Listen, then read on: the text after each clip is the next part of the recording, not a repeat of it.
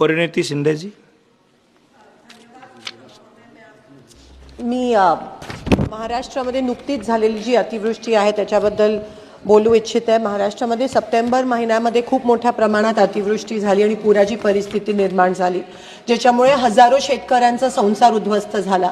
शेती पूर्ण वाहून गेली, जमिनी खरडून गेल्या, पिकं वाहून गेले. पण ह्या ठिकाणी महाराष्ट्र सरकारने जी मदत केली ती अतिशय तुटपुंजी आहे. आणि त्या उलट अतिशय लाजिरवाणी गोष्ट अशी आहे की केंद्र सरकारकडून आम्हाला जी मदत प्राप्त होणार होती ती अजूनही प्राप्त झाली नाहीये, कारण महाराष्ट्र शासनाने केंद्राला अजून प्रस्तावच पाठवला नाहीये. कालच या सभागृहात मिनिस्ट्री ऑफ होम अफेअर्सनी कन्फर्म केलं की महाराष्ट्राकडून कोणत्याही प्रकारचा प्रस्ताव या ठिकाणी केंद्र शासनाला NDRFच्या माध्यमातून प्राप्त झाला नाहीये.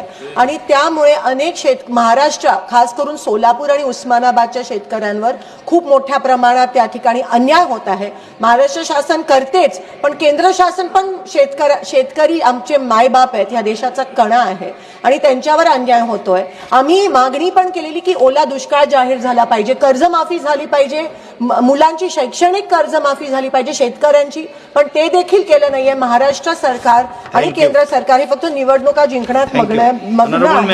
आणि शेवटचा विषय असा है कि फार्मर आईडी की जी अट है, KYC साल में 4 बार की जाती है, उसकी कोई जरूरत नहीं है. वो क्राइटेरिया रद्द करके हमारे किसानों को तुरंत मदद मिलनी चाहिए केंद्र सरकार.